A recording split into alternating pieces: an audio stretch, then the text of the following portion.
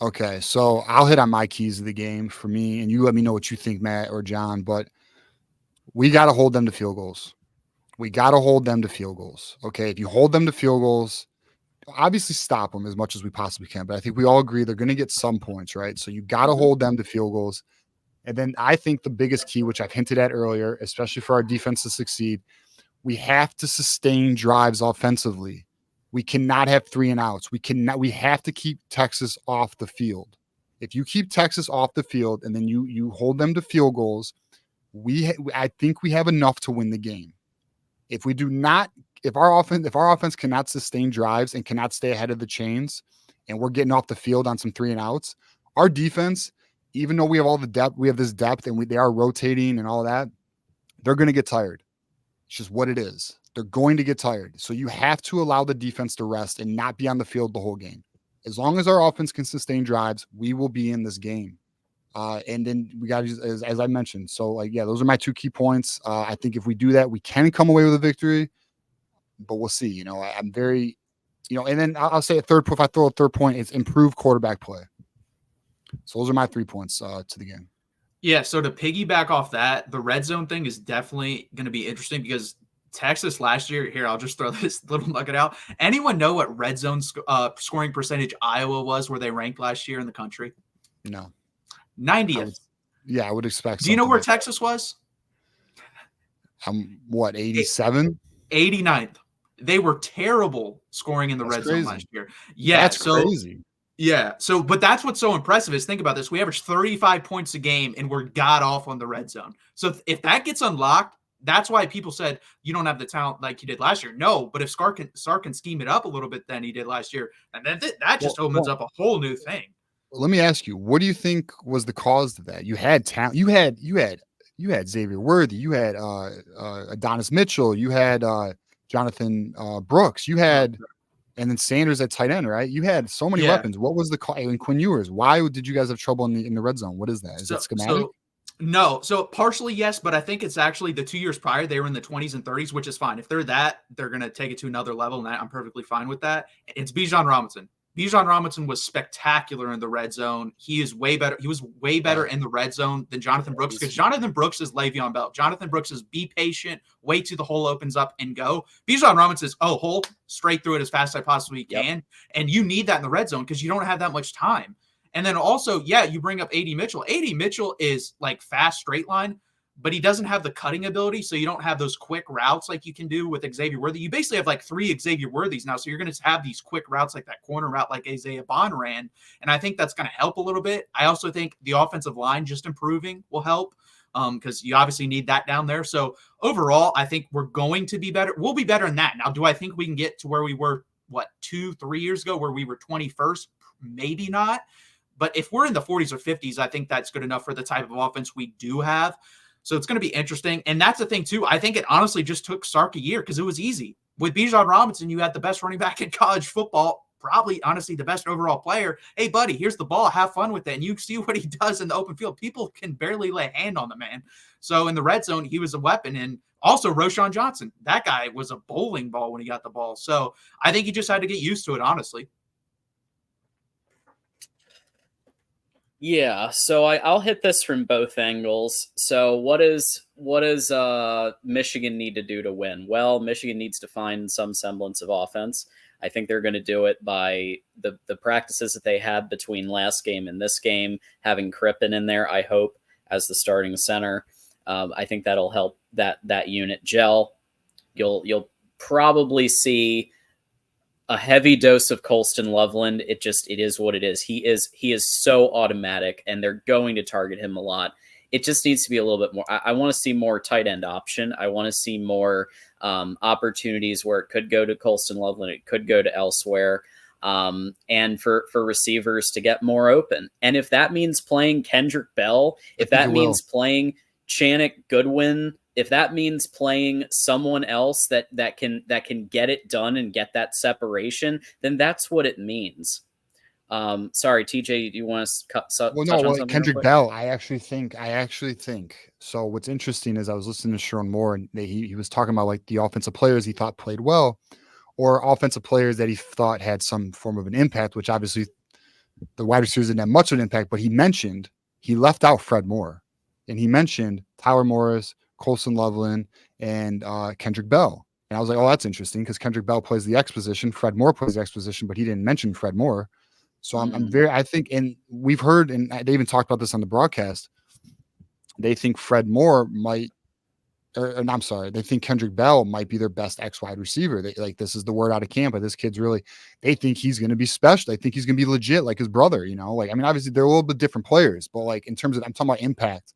And, so I'm interested to see. I do think Kendrick Bell, I think we're seeing another camp battle. Like we talked about, the X position's another battle where, like, I don't know if it's fully, actually, I'm quite confident it has not been, solidified yet. So I think you may see Kendrick Bell. I mean, guys, listen, if you're not producing, you're trying out for your position, period. Like they will find the best players. We'll just see, hopefully they can find it quickly though, Yeah, it was.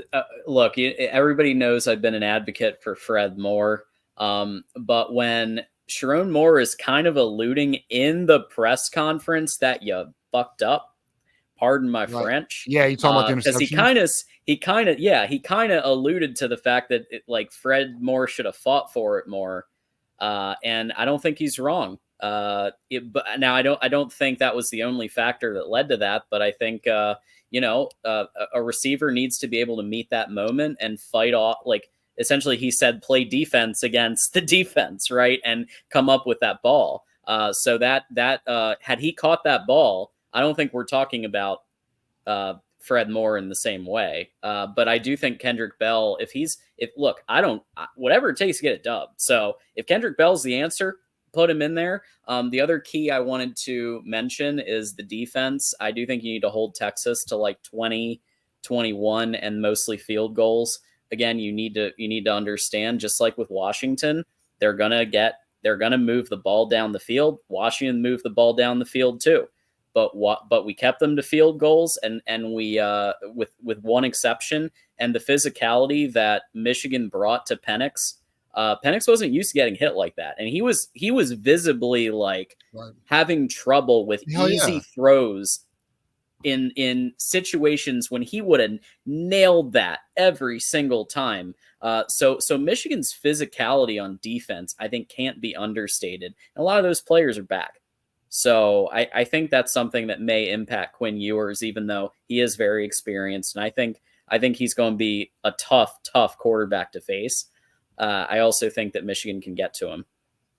Yeah, so that is something Quinn does have issues with, like one or two things. It's holding onto the ball a little bit too long. Like 25% of his sacks last year were like put on him.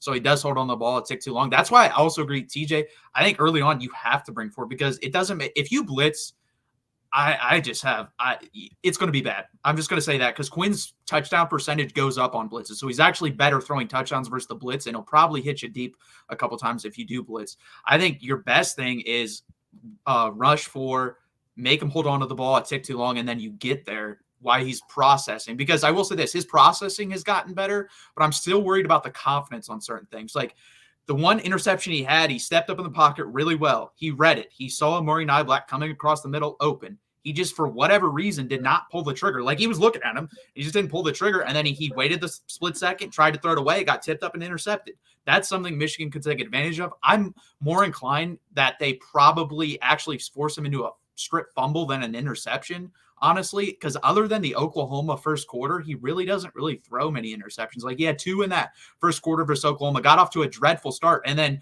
he was typical Quinn Ewers. He completed 21 passes in a row versus Oklahoma after that. So he's really good in the short and intermediary game. He can be inconsistent on the deep ball. That's his one other big thing. Inconsistent on the deep ball, but 20 yards and under, he's basically money. He's like over 75% under that. All right, let me ask you this. What are the best defenses Quinn Ewers has ever faced? And won.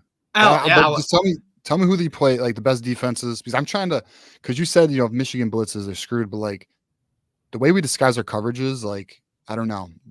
Until it's Ohio State, right? Like, there's a reason why these quarterbacks, they get confused when they play us. Like, they've never seen, like, we run an NFL style defense. Like, these quarterbacks have not seen. Now, I'm not saying Quinn Ewers is not capable. What I'm saying is, like, I'm not so sure if we do blitz, we're screwed, because the way that we run our coverages, you don't even know what our defense is. That's the beauty of it. Like, so I'm just curious, like, what are some of the best defenses he's gone up against, so I can get some kind of idea of like what we're up against. Yeah, going so against him. I would say the best one, he didn't beat him. I think if he would have been healthy, he would have beat him because he was kind of dicing him up before. But the first year he's a freshman versus Alabama, obviously at Texas. Second year, that's going to be my thought. yeah, I mean, that defense was really good. That had Will Anderson and Dallas Turner on the pass rush, and he was dicing them up before he got hurt. And then he was really good at Alabama. Other good defenses, I would honestly probably say they're not as good as you guys, obviously, but Kansas State a couple years ago when they won the Big 12 championship and beat TCU, we beat that team on the road. So that was a really good win for him. And then let's see, probably I was going to say last year's Oklahoma team, but I don't think they're that good defensively. So I'd say those three are probably the best. I'm trying to rack my mind for other ones. But yeah, the two Alabama games and the Kansas State team that won the Big 12 2 years ago. See, that's interesting to me because we're better than Alabama, right? So now, again, I'm not saying Quinn can't, we're going to find out. He's going to let us know if he can handle it. But like, this is arguably the best defense he's ever seen. Yeah, I would agree with that. I think this is probably, I don't know, it's hard to tell. I would say he's probably the third best quarterback you guys have seen because Stroud and Penix. For right now, I'd put Penix ahead of him. But I'd argue that, yeah. I think it'll be a debate by the end of the year, but those are probably the two. But I will also say, I think this is the best offensive line in this stretch you guys have seen. I'd really believe that. Some would argue Washington, Joe Moore award winning, but I'm just kidding. I'm kidding. No, you might be right, man. It might very well be. Because that CJ Stroud team didn't really have a very good offensive line. And I think this defense, by the way, is way better than what Ohio State put on defense that year.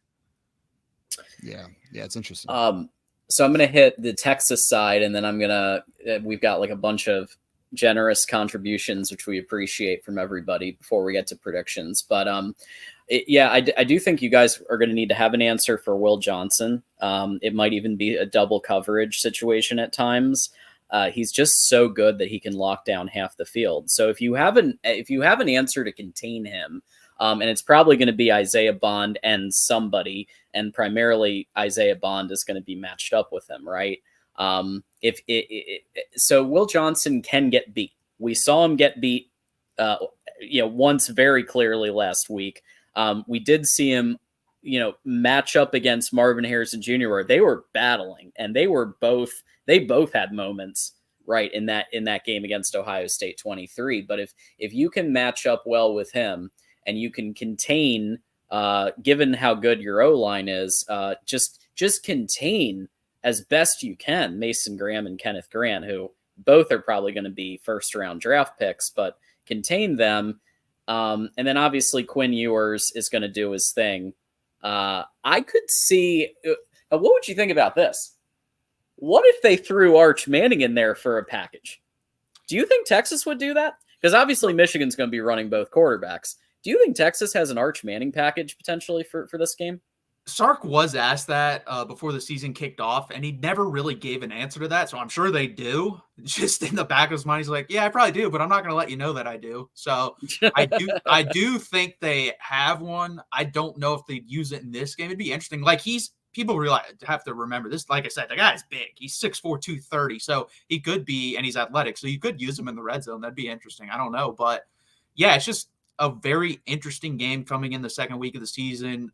And I also think you guys were talking about Sherrone Moore's at like rotating people in and out. I think that was more of, this is this guy's first full week into coaching, basically. Like he was that game day head coach, but he's never been the full week into game day head coach.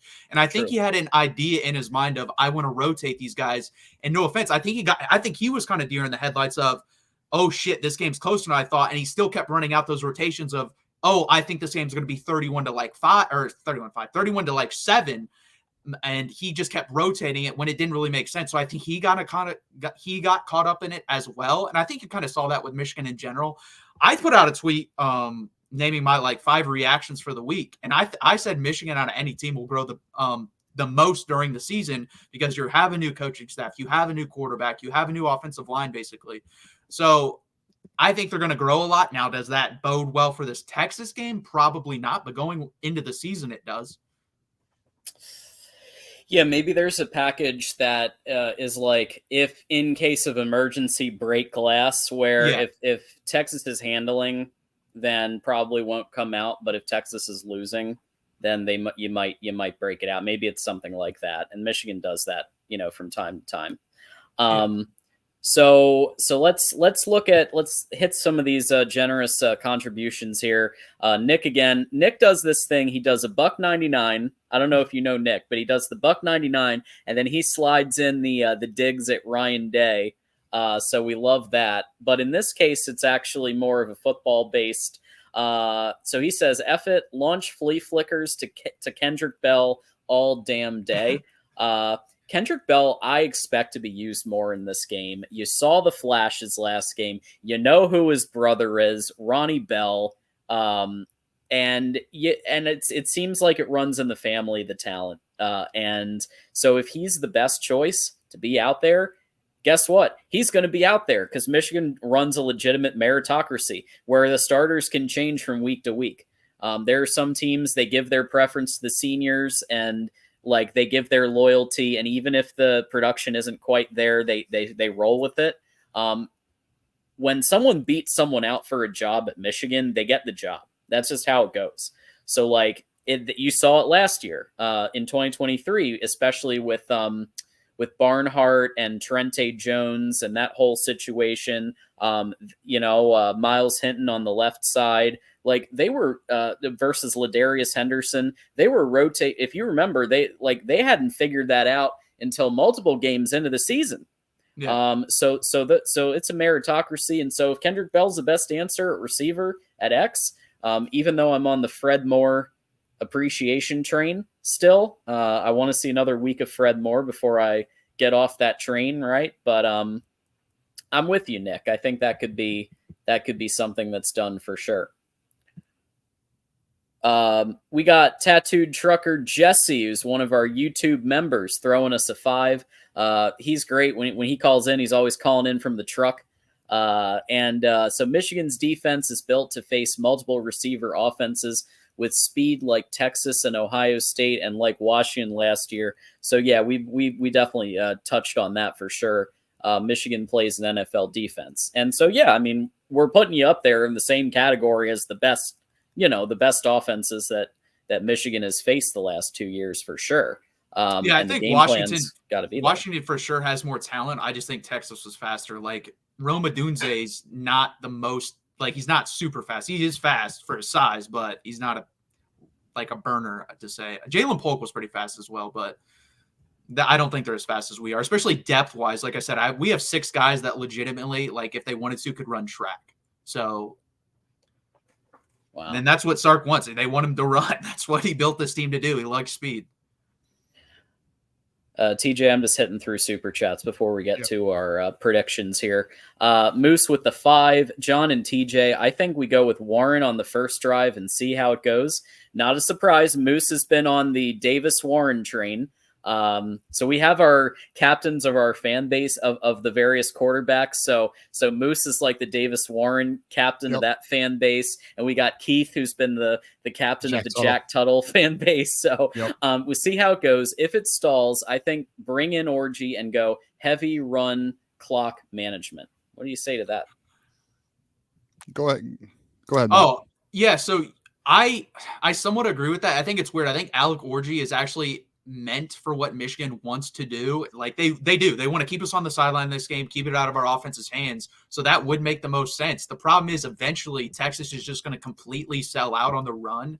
And can he complete passes down the field and beat Texas like that? If he can't, then it's not going to matter because eventually Texas will just, like I said, completely sell out and they'll be able to stop it. Yeah, we need, and we talked about this, John, we need Orgy to get 62% of his passes. If he can be a 60 to 62, I even lowered it to 60 because we just need a competent thrower. If he can be that with his ability to run and keep defenses really honest, then it's ideal. But we talked about earlier in the show, we've talked about it for the past few weeks. Michigan does appear to want Orgy to win the job, but it's up to Orgy to win the job. So we'll find out. I do think again, this is something I do appreciate. if Davis Warren is the better quarterback, then he should play. You know, Yeah. don't just put Orji out there, you know. And at the end of the day, too, it comes down to who's going to perform the best, right? Like, they're not going to put Orji out there if he's not doing the job, right? So I'm excited to see what we do this weekend. I do anticipate, I don't know. I'll tell you what, I was going to ask you, Matt, would you be open to, never mind, I'll ask you off air. I was going to see if post game, we'll talk off air. Post game. Oh, I'll come post game. I'm yeah, ready. but if you win, I don't know if I want you coming on post game. Well, I'll come for a loss. Man, I have gone through the biggest period of Texas sucking in the history of their team. So I'm here for the smoke, man. I was here for Kansas when we lost them in Sark's first year. So I don't care. That's right. Yeah. Oh, that was when Kansas was starting to go like this too. Like Jalen Daniels, that was his first start. So we got unlucky with that a long way.